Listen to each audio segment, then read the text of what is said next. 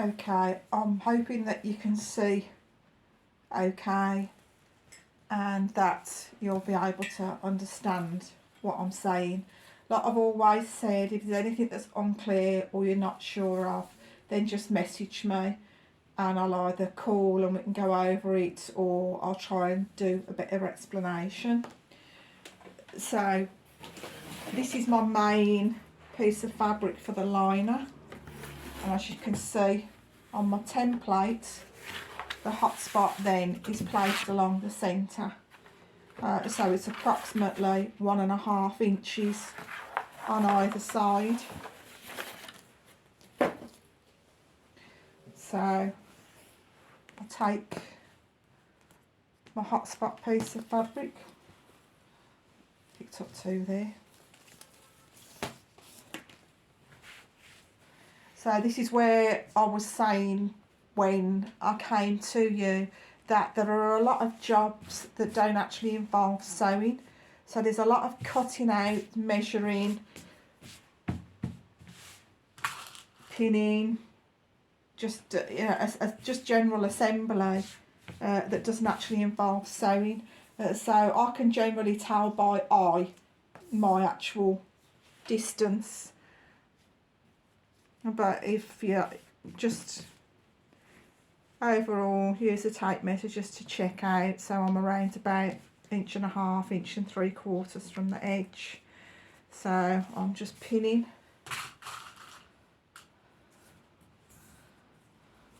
So just check on this side, the same again.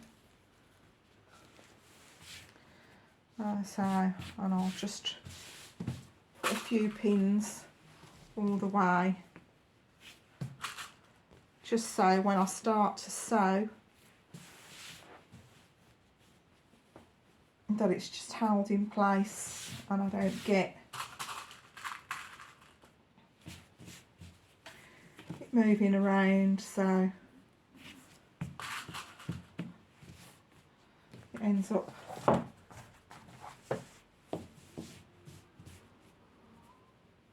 so it doesn't fall in the right place. So me and my dining table and my placemats, because I couldn't do this in my sewing room because my sewing room is so small. I prepare everything and take it in there to sew, so it's not practical for me to try and film anything at all while I'm in there. So I just check when I get to the far end that I'm around about the right distance. So yet again, I'm about 1 3/4 inches. Like I say, the average is about 1.5 inches. I say the same there is 1 3/4 inches. Okay, then the next step will just be, like I say, these have already been put on the overlock of the serger, and these, the edges on the hot spots that I've done have already been secured. So now it's the case of I need to attach the hot spot to the main body. So I just move the machine over and move the camera so you can see. So I've got a contrast threading. It doesn't really matter what you're using. I'm just hoping that I can just get that positioned well enough for you to be able to see.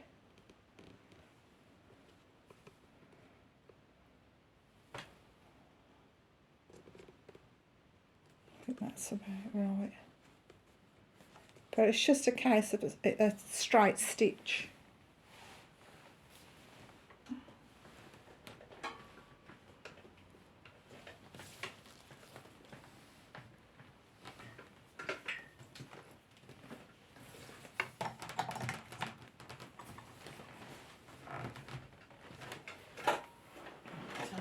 Put the light on my machine and hopefully that'll make it a little bit clearer. So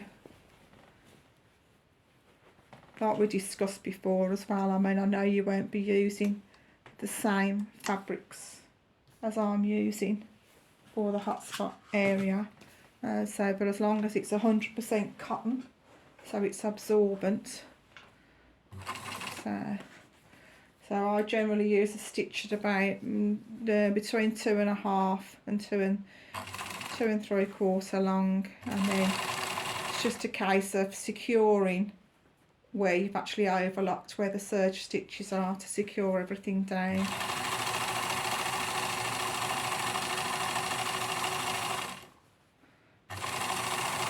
Now, as you can see, as you go along, the fabric quite often is pushed through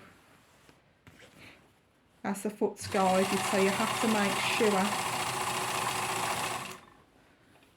that when you sew both channels in the same direction.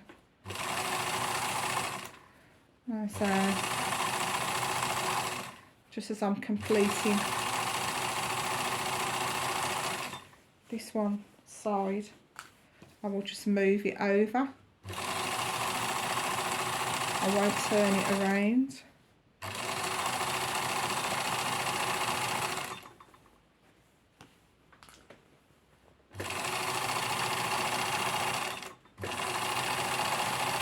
Okay, we're at the end. Snip. And I go all the way back to the beginning because I want the fabric to be sewn in the same direction when I'm actually securing the hotspot to the centre. And so I've just started in exactly the same place. So instead of, I haven't turned the fabric, I'm just keeping it.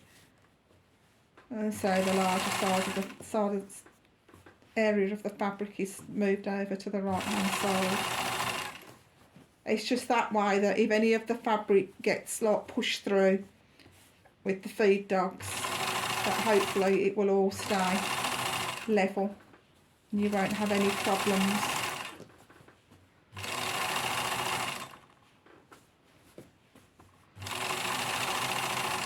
With it ending up uneven or pulled.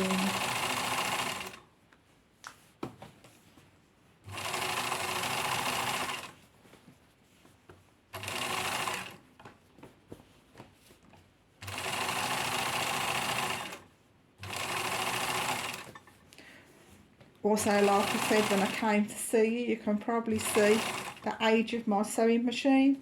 My sewing machine was actually bought used, and so I bought it off somebody who no longer had a need for it, and this machine was originally purchased in 1964, so it's 58 years old, this machine, and still working and sewing perfectly.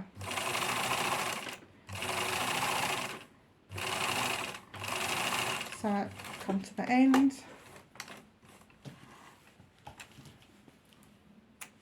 snip off, and now I've got my hotspot secured in the centre of the fabric. So the next step is going to be to cut this, and so we're going to make individual liners. This length of fabric will make 4 liners, so it's like when I make a kit, I generally put 6 or 8 liners in, so 2 strips of this fabric will make enough for at least 1 kit, or 1 kit and going towards another kit. So all I generally do, because I've measured all of this prior,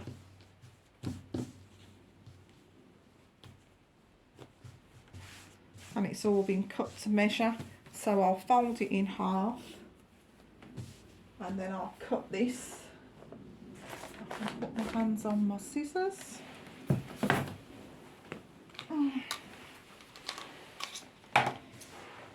So I'm hoping that you can see all of what I'm doing. So just fold in half and cut, and then do the same again.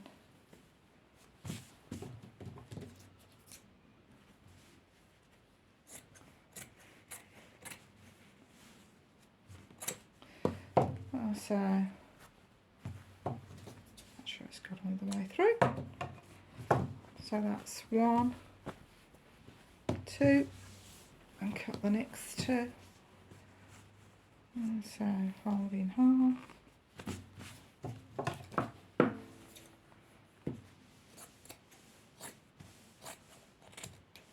And cut through.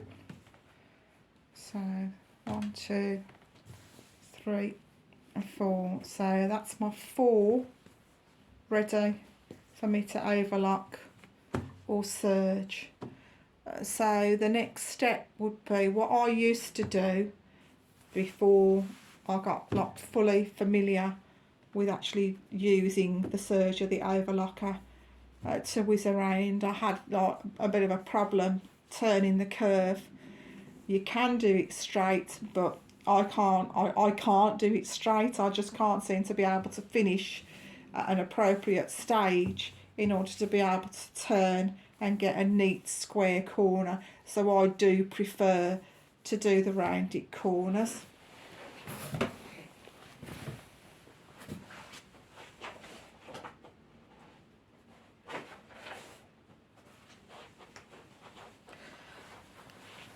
I left you with a guide, so this like gives you the finished size of the actual liner. And what I used to do was I used to take the liner and I would get my template in order that I get my rounded corners and I get my size right, and I would just put my corners in.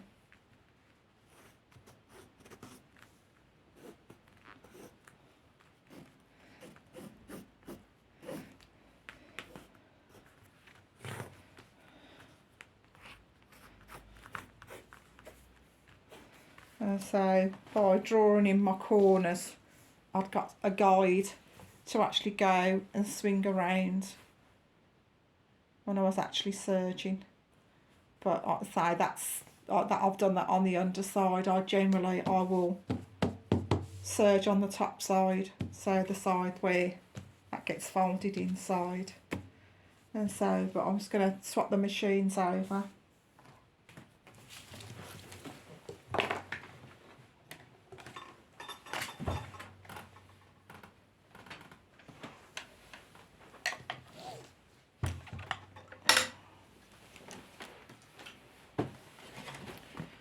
Okay, I'm not sure how good this is actually. Let me just move it down a tad again.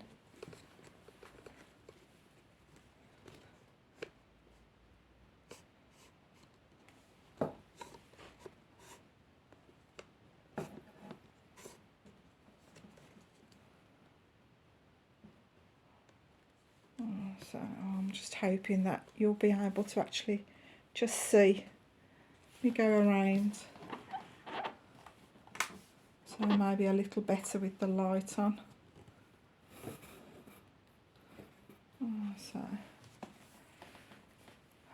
So the overlocker I've got is identical to the one that I shipped out to you. This is what it looked like. As you can see, it's pretty pristine.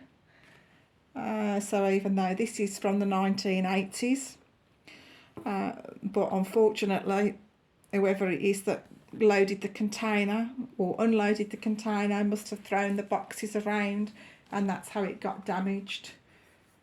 I was like really surprised at the damage on it, but it's still functional. The motor's still good on it.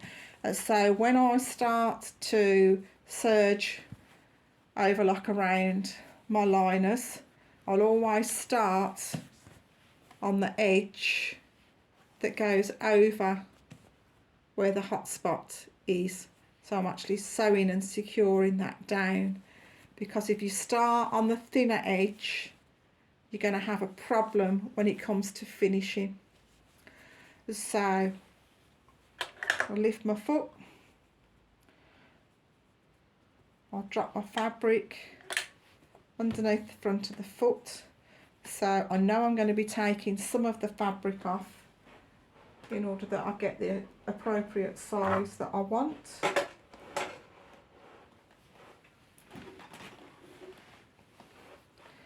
So I'll go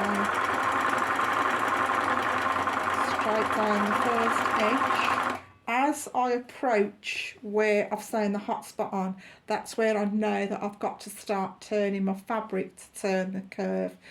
And it is practice, and it is a skill that just needs practice in order to be able to do it. I tend to hold my fabric with my right hand as I'm guiding with my left, so I'm sort of pulling and turning the fabric around, so I know that I'm going to be hitting where I've sewn. I don't know, you can see it all, the yellow line where I've sewn the hot spot down. So as I'm hitting that, I know that I've got to start turning the curve.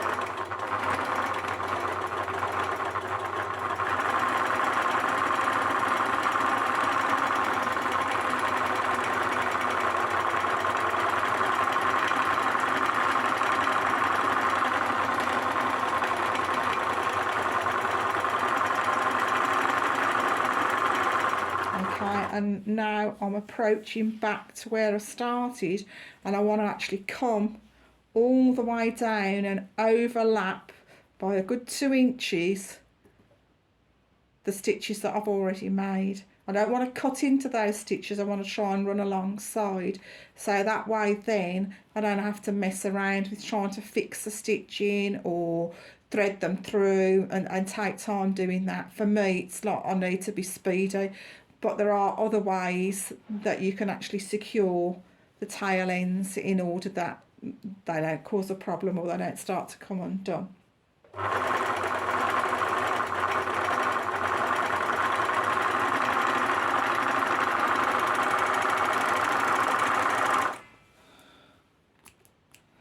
So if you can see, so I've come along this edge, and hopefully you can see the fact that I've gone over the stitches that I'd already started. And then for me, I'll find my looper threads. So I've got a dark green and a dark blue. So those are both my looper threads, so my right hand threads. And generally, if I find thread number 3, which on here is my green one, and I gently pull on that, that will tighten up, and then I find the blue one and pull that. So if I gently pull on looper thread 3 and then looper thread 4, it actually knots together and secures the stitching, and then I can just trim.